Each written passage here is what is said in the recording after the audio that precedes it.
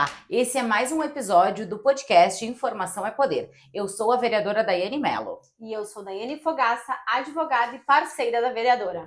Hoje, o nosso episódio é sobre o imposto de renda, a isenção recém-aprovada no Congresso Nacional e sancionada pelo governo federal, que até R$ 5.000 não precisará mais pagar a questão do imposto de renda. Mas também temos desdobramentos sobre isso.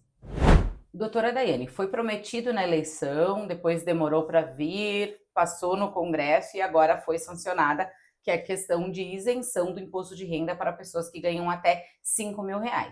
Antes, a gente tinha sempre a atualização desses valores, né, anualmente sobre a isenção, o que não passava de R$ 2.500, R$ 2.800, que eram essas pessoas, né, que passavam dessa faixa que tinham que pagar imposto de renda. Hoje, no país, então, a partir do próximo ano, agora de 2026, as pessoas que ganham até R$ 5.000 não precisarão pagar imposto de renda. Isso. Exato. Como funciona o calendário do imposto de renda? Serão rendimentos apurados no ano de 2026 e que esse beneficiário vai declarar imposto de renda no ano de 2027, né? O que a gente vai declarar agora no próximo ano, 2026, em abril, que é os meses março e abril, é o mês da declaração de imposto de renda, se refere ao exercício de 2025. E sobre isso não mudou nada o critério, apenas para os recebimentos em 2026. Então, a legislação que passou, reforma tributária, o assunto mais discutido do momento por contadores, advogados, empresários de todo o Brasil é o tema reforma. Tá um temor, tá todo mundo com medo, temendo que vem por aí no próximo ano de tanta mudança. Foi criado 2 impostos novos no próximo ano, então a legislação passou voando para que esses impostos do próximo ano eles já tenham incidência.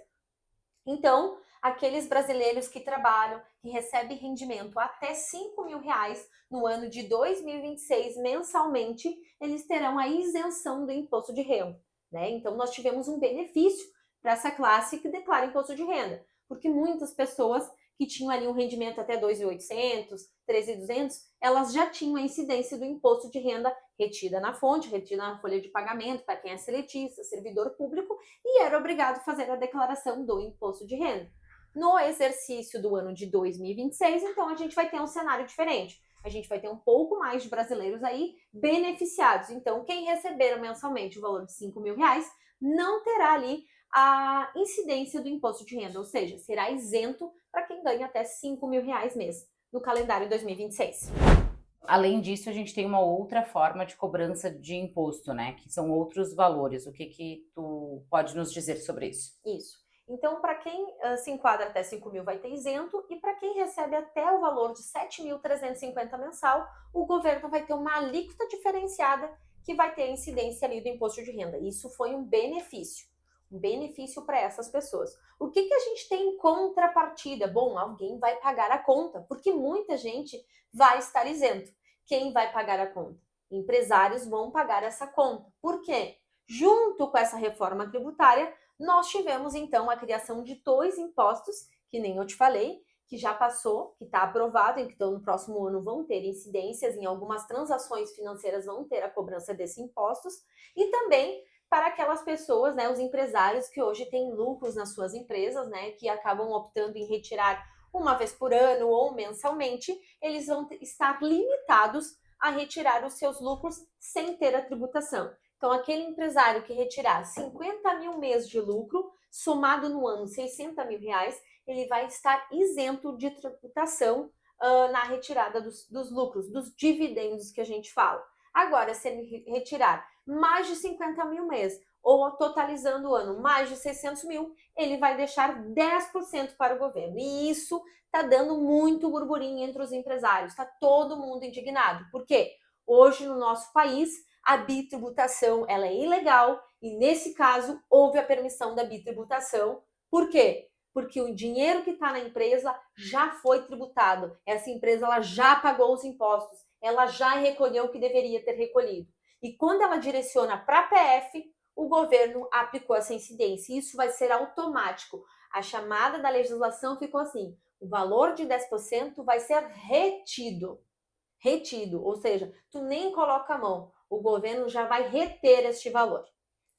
Isso que é complicado, né, doutora Dani? Porque a gente fala num país que a gente, com a carga tributária imensa, né? É um recorde, aí a gente trabalha 6 meses do ano só para pagar imposto. E tu já pagar sobre a questão de, porque tudo que tu compra e tu vende, tu já paga imposto, agora tu vai pagar imposto também do lucro que fica ali na conta. Doutora Daiane, é aquilo que a gente fala que não tem almoço grátis, né? Todo mundo acaba pagando a conta. E vamos falar da questão de quem empreende, né? Quem tem, quem gera a economia realmente, que gera emprego, que gera renda para o país, né? Seja através de uma lojinha, seja através de um comércio, de um serviço. Então, todas essas pessoas, querendo ou não, que vão pagar essa conta. E automaticamente aquela pessoa que tem uma renda inferior, ela também acaba pagando, porque quando ela vai comprar um produto, ele vai ter que dar um outro valor por causa dessa questão. Que é uma questão que a gente fala do próprio pedágio, né? Não é só a pessoa que paga o pedágio, né? Quando ela chega com um produto, ela vai ter que colocar um pouco a mais, porque ela não pode ficar no prejuízo. Então, automaticamente, todo mundo acaba pagando essa conta, né? Isso, e isso vai acabar o quê? Vai desmotivar o empresário, vai desmotivar os novos investimentos no Brasil. Porque as empresas que poderiam vir ser sediadas no Brasil não vão. Nós já estamos com uma invasão. A gente está com empresas que estão indo embora para o Paraguai. Por quê? Isso Por mesmo. causa do imposto. Porque aumentou. A reforma ela trouxe outras alíquotas progressivas, que até 2031 a gente vai ter alteração de percentual, de incidência, sim, mas aqui ela está quebrando não só um negócio pequeno, os empresários pequenos foram totalmente atingidos e muitas empresas vão fechar as suas portas. Com certeza. O empresário não vai ter mais motivo para assumir o risco do negócio, pagar imposto, e quando ele vai tirar o lucro dele, ele vai comemorar, ele ainda vai ter que deixar uma fatia para o governo. Isso foi desmotivador, né? Não tem como. Muitas empresas vão fechar pequenas e grandes empresas vão sair do país para ter uma economia fiscal. E doutora Daiane, a gente falando que tudo a gente paga, né? A gente paga se vai comprar o pão no mercado, se vai comprar o remédio na farmácia, a questão da coleta do lixo, da luz, da energia, tudo a gente paga. Comprou um carro, tu paga, né? Imposto, como estamos falando da questão do imposto, vender um carro, tu paga também, né? A questão do imposto. E o governo vem com mais 2 impostos para também arrochar, né, aqueles empresários que ainda têm a coragem e investem no país, gerando emprego e renda. E o que o governo faz em contrapartida? E aí a gente, né, entra numa seara bem complicada. O governo não diminui nada o gasto público, né? Ele não economiza em nada. Ele criou diversos ministérios, mais secretarias, cargos públicos, viagens adoidado, e a gente acaba não vendo um governo que se preocupa realmente com a questão dos gastos públicos, com a questão da elevação dos juros e com a questão que está arrochando as pessoas que fazem realmente a economia girar, né? Isso, e a gente não percebe mudança política, mudança de cargos, o rombo no INSS. Quem está pagando a conta agora?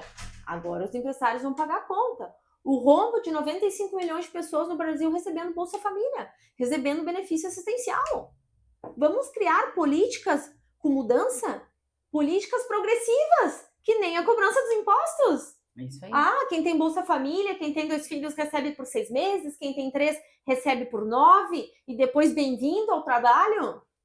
Isso tem aí. que ter políticas mais efetivas, porque tudo isso que está ocorrendo no Brasil agora, alguém vai ter que pagar a conta. Todos esses rombos que se criaram foi por parte do governo.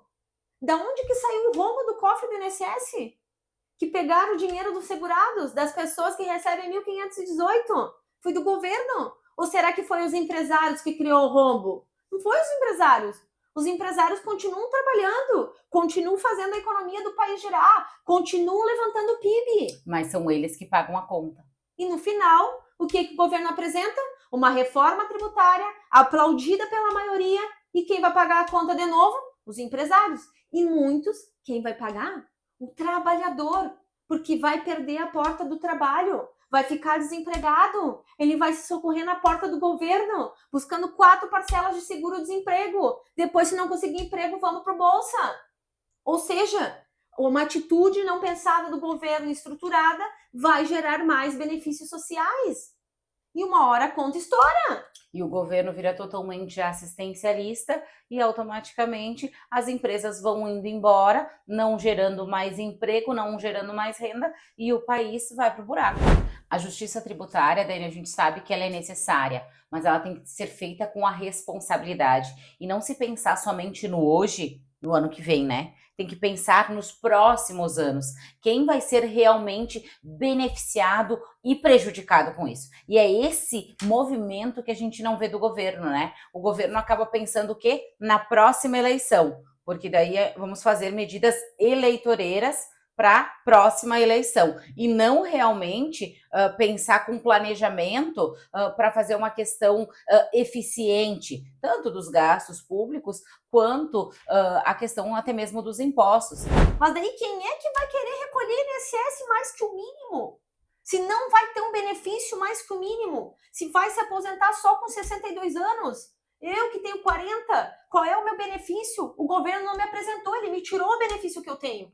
Isso Como que ele quer que eu continue recolhendo? Isso a gente escutou agora, teve reunião recentemente da questão do pessoal da saúde, né? A gente tem uma OSC que é a UIDEAS, controlando as duas UPAs, né? Gestando as duas UPAs, e eles fizeram a contratação de uma empresa e as pessoas são PJ lá. E agora, né, veio o Tribunal de Contas e disse que não pode ser PJ e tudo mais, mas tem toda aquela discussão ainda no Tribunal Superior, né?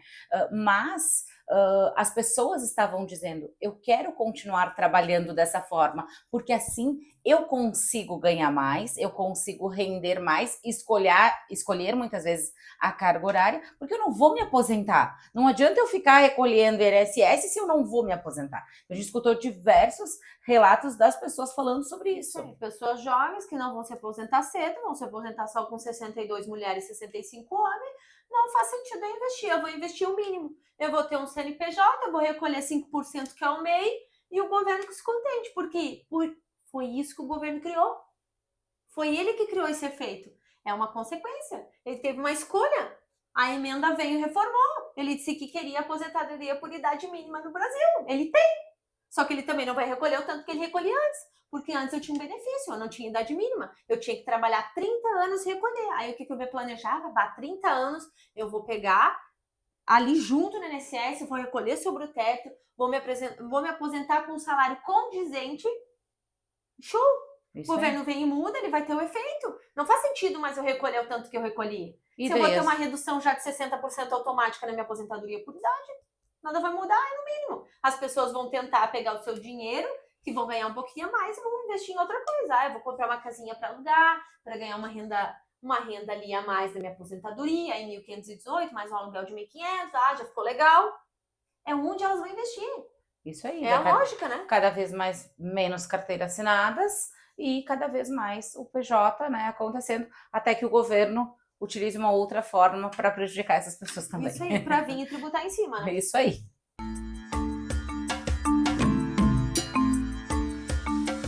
Então, doutora Dani, falamos um pouco da questão do imposto de renda, reforma tributária e mantemos o pessoal que nos assiste, nos acompanha, nos ouve, né, um pouco mais informado sobre o assunto. Esse assunto tem muito pano para manga ainda e a gente voltará com toda certeza trazendo mais informação para vocês. Continue nos acompanhando, porque o nosso podcast Informação é Poder.